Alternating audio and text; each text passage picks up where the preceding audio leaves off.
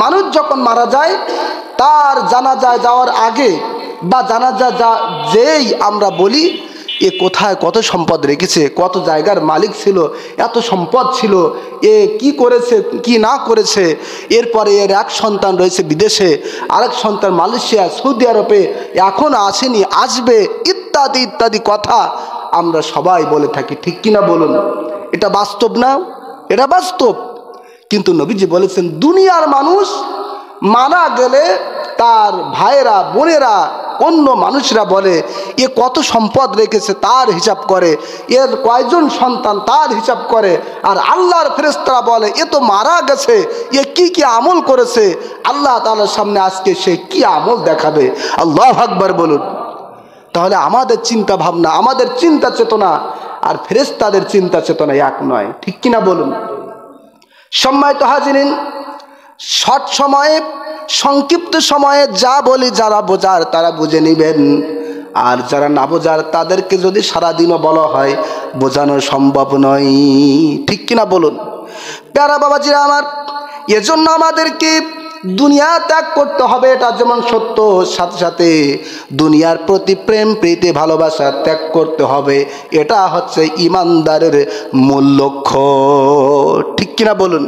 তার কারণ পুরা দুনিয়াটা সম্পদ সন্ততি সন্তান সব আমাদের জন্য পরীক্ষা স্বরূপ। জোরে করেন বলেন আল্লাহু আকবার। আল্লাহ পাক পবিত্র কোরআন কারীমের মধ্যে বলেন ইন্নামা আমওয়ালুকুম ওয়া আওলাদুকুম ফিতনাহ ওয়াল্লাহু ইনদাহু আজরুন আযীম।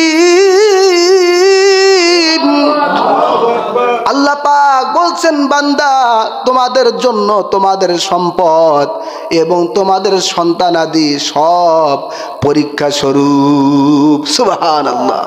আমাদের সম্পদ ইন্নামা আমওয়ালুকুম ওয়া আওলাদুকুম, আমাদের আওলাদ, আমাদের সন্তান, আমাদের সম্পদ সব হচ্ছে আমাদের জন্য পরীক্ষা।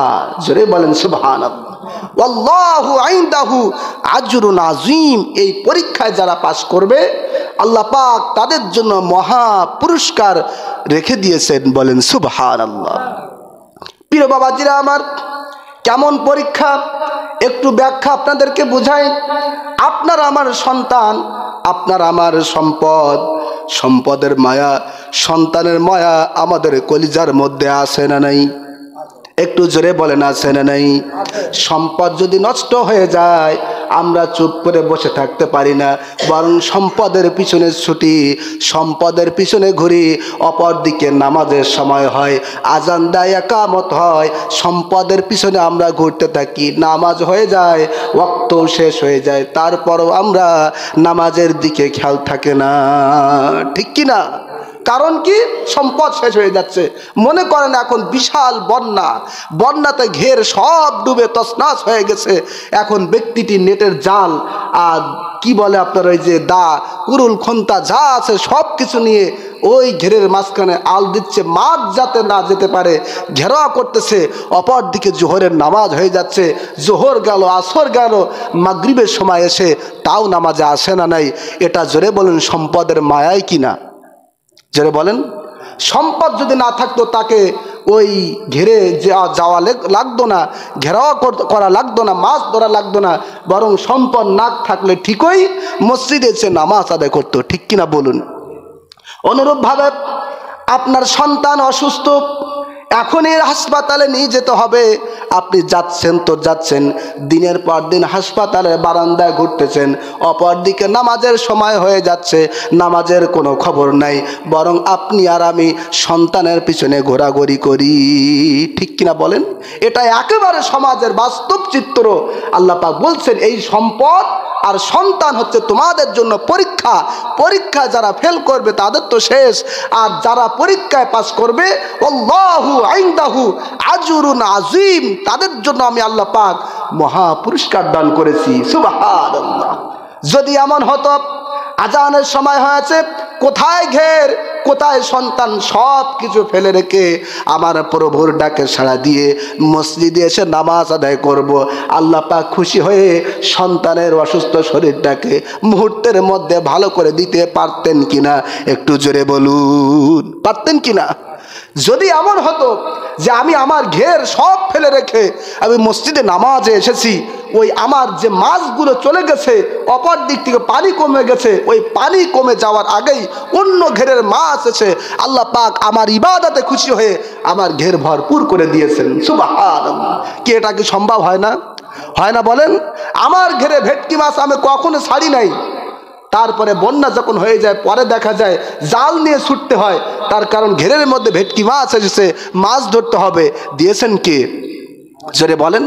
তাহলে আপনি আমি কিসের জন্য ওই সম্পদের দিকে যাব, সন্তানের দিকে যাব? হ্যাঁ, আমরা সম্পদের দিকে যাব, সন্তানের দিকে যাব সেই সময়টুকু পর্যন্ত, যেই সময় গেলে আপনার আমার ইবাদতের ঘাটতি হবে না, আপনার আমার কোনো ইবাদতের কমতি হবে না, বরং আমরা সন্তানের পিছনেও যাব, সম্পদের পিছনে যাব। আবার আল্লাহ তাআলা ডাক দিলেই, আজান হলেই মসজিদেও আসবো। এমন যদি হতো তাহলে আল্লাহ পাক আমাদের সন্তান সম্পদ সব ঠিক রাখতেন, পাশাপাশি জান্নাতটাও বরাদ্দ করতেন। সুবহানাল্লাহ। সম্মানিত হাজিরিন, শুধু এখানে নয়, আল্লাহ পাক বলেছেন যুয়্যিনা লিন-নাসি হুব্বুশ শাহাওয়াতি মিনান নিসাই ওয়াল বানিনা ওয়াল কানাতিরিল মুকানতারাতি মিনাজ যাহাবি ওয়াল ফিদ্দাতি ওয়াল খাইলিল মুসাওওয়ামাতি ওয়াল আনআমি ওয়াল হারস যালিকা মাতাউল হায়াতিদ দুনিয়া ওয়াল্লাহু ইনদাহু হুসনুল মাআব।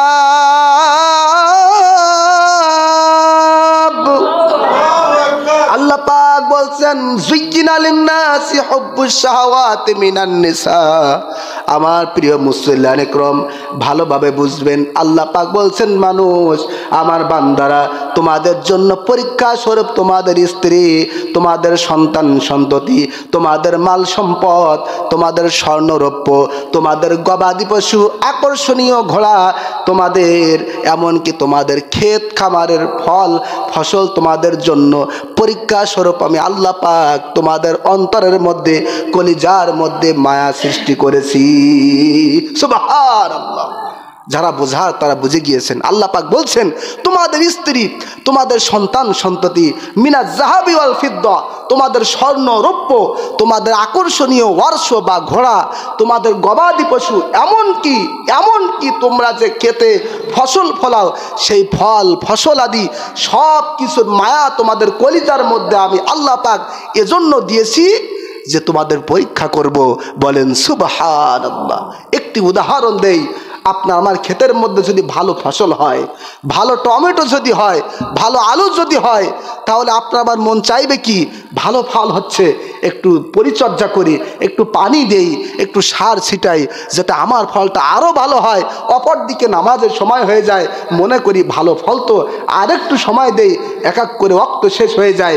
এদিকে আপনি আমি আমাদের সম্পদের দিকে, আমাদের অর্থের দিকে, ক্ষেত খামারের দিকে সময় কাটাই। ঠিক কিনা বলুন? কি এমন হয় না? কিসের জন্য? আল্লাহ পাক মায়া সৃষ্টি করেছেন, কলিজার মধ্যে স্ত্রীর মায়া দিয়েছেন, কলিজার মধ্যে সন্তানের মায়া দিয়েছেন, কলিজার মধ্যে সম্পদ এবং স্বর্ণ রৌপ্যের মায়া দিয়েছেন, কলিজার মধ্যে গবাদি পশু, হাঁস মুরগি, এমনকি গরু ছাগলের মায়া দিয়েছেন, কলিজার মধ্যে এমনকি আপনার আমার হাতে লাগানো সামান্য একটি টমেটো গাছের মায়াও আল্লাহ পাক দিয়েছেন, যে কারণে ওই টমেটো গাছে অন্যের কোনো ছাগল যদি আসে, আপনি আমি সামান্য 20 টাকা কেজির টমেটোর জন্যে নিজের জীবনটা অনেক সময় শেষ হয়ে যায়, নিজের জীবনটা বিলীন করে দিয়ে মারামারি করে জেল হাজতেও যেতে হয়। ঠিক কিনা বলুন? কিসের কারণে? ওই টমেটো কিন্তু বেশি কিছু না, ওটা সাধারণ একটি বিষয়। বেশি হলো আপনার আমার কলিজার মধ্যে আল্লাহ পাক মায়া দিয়েছেন, যে মায়ার কারণে সামান্য জিনিসটাও আমার কাছে অনেক মূল্যবান, তার পিছনে আমি সব কিছু করতে রাজি। ঠিক কিনা বলুন? সম্মানিত হাজিরিন, এর জন্য এ সব হচ্ছে মায়ার দুনিয়া, মায়া দিয়ে সব কিছু আল্লাহ পাক সৃষ্টি করেছেন।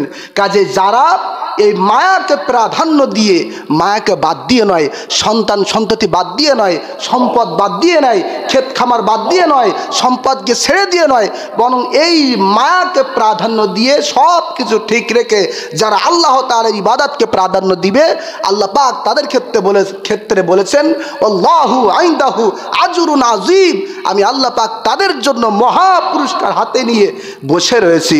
বলেন সুবহানাল্লাহ। কাজে দুনিয়াকে আমরা প্রাধান্য দিব? জোরে বলেন। আমরা সব কিছু বাদ দিয়ে দুনিয়াকে তুচ্ছ তাচ্ছিল্য মনে করে মহান সুখের আশায়, আল্লাহর জান্নাতের আশায় আল্লাহ তাআলার ইবাদতকে প্রাধান্য দেব। আল্লাহ পাক যেন আমাদের সকলকে তৌফিক দান করেন। জোরে বলেন আল্লাহুম্মা আমিন। সম্মানিত হাজিরিন, এটা হচ্ছে মাহে রজব মাস। কি মাস? একটু কথা বলুন, কি মাস? মাহে রজব মাস। এই মাহে রজব মাসের আমল সম্পর্কে, ফজিলাত সম্পর্কে প্রথমেই বলেছি, আবারও একটু বলে দেই। আল্লাহর হাবিব সাল্লাল্লাহু আলাইহি ওয়াসাল্লাম বলেছেন, যারা মাহে রজব মাসের 3 দিন রোজা রাখবে, জোরে বলেন কয়দিন? একটু জোরে বলেন কয়দিন? থাকতে পারেন আর না পারেন একটু জোরে বলেন কয়দিন? যারা মাহে রজবে 3 দিন রোজা রাখবে, নবীজি বলেছেন আল্লাহ পাক তাদের আমল নামায় একটানা 9 বছর ইবাদতের সওয়াব দান করবেন। সুবহানাল্লাহ। এই 3 দিন কোনো নির্দিষ্ট নয়, আপনার আমার পছন্দ মতো যে কোনো 3 দিন মাহে রজবের মধ্যে আমরা যদি রোজা থাকতে পারি, নবীজি বলছেন তার আমল নামায় কয় বছরের ইবাদতের সওয়াব? জোরে বলেন 9 বছর ইবাদতের সওয়াব দান করবেন। বলেন সুবহানাল্লাহ। কোন মনীষী বলেছেন যে জান্নাতের মধ্যে রজব নামে একটি ঝর্ণা রয়েছে। কি রয়েছে? একটি ঝর্ণা ধারা রয়েছে, যেই ঝর্ণার পানি হচ্ছে, যেই ঝর্ণার পানি মধুর চেয়ে মিষ্টি, বরফের চেয়ে ঠান্ডা, দুধের চেয়েও সাদা। সুবহানাল্লাহ। চিন্তা করেছেন, বরফের চেয়ে ঠান্ডা, দুধের চেয়েও সাদা, মধুর চেয়েও মিষ্টি। এই পানি খেলে, একবার খেলে সব কলিজা একবারে ঠান্ডা হয়ে যাবে, আর জীবনে পানি শরবত খাওয়ার ইচ্ছাই জাগবে না।